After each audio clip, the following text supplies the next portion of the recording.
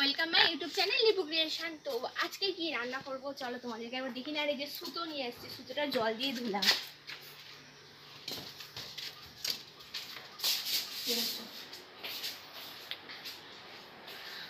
তো আজকে রান্না হবে, এখানে দেখো ডিম সিদ্ধ করে রেখে দিয়েছিলাম 10টা ডিম।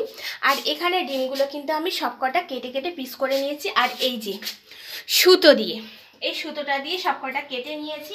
ভিডিওটা একটু আগে থেকে করা উচিত ছিল, কিন্তু একটা ফোন এসছে বলে ভিডিওটা করতে পারিনি। তো দেখো এই ডিমগুলো কিন্তু আমি ঠিক মাপের কেটে নেব। আর সুতো দিয়ে কাটলে এটা কিন্তু সমানভাবে কাটা যায়, আর খুন্তি দিয়ে কাটলে এটা সমানভাবে কাটা যায় না বলে তাই কিন্তু আমি সুতো দিয়ে কেটে নিয়েছি। তো তারপর তোমাদেরকে দেখাচ্ছি কোন কাটা বলে বলো।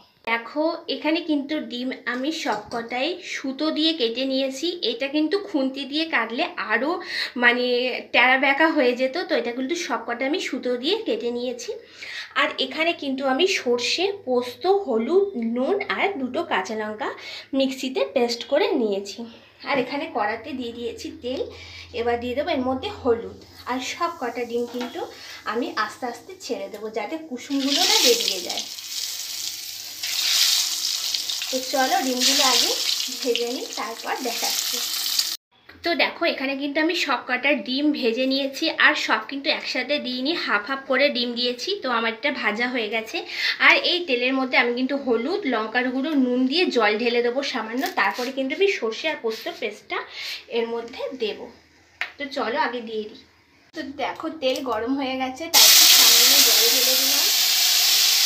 এবার কিন্তু এর মধ্যে দিয়ে দেবো হলুদ, দেবো লঙ্কার গুঁড়ো, দিয়ে এটা আমি একটু ভালো করে নাড়াচাড়া করে তারপর কিন্তু এর মধ্যে দেব সামান্য একটু জল। তো এই জলটা ফুটে গেলে তারপর কিন্তু দেবো আমি এর মধ্যে সর্ষে। তো দেখো ওটা কিন্তু ফুটে যাওয়ার পরে তারপরে কিন্তু আমি ওর মধ্যে এই যে আমার সর্ষে পোস্ত যে পেস্টটা করেছিলাম সেটা ঢেলে দিলাম মিক্সি থেকে। এবার এর মধ্যে কিন্তু এটা মানে একটু ফুটবে, ফোটার পরে তারপর কিন্তু আমি এর মধ্যে দিয়ে দেবো জল। তো একটু ফুটে আসছে, এবার কিন্তু আমি এর মধ্যে দিয়ে দেবো জল। আর জলটা পরিমাণ মতো দিতে হবে, যেহেতু যে কটা ডিম দেবো সে কটা ডিম হিসাবে আমি জলটা দেবো।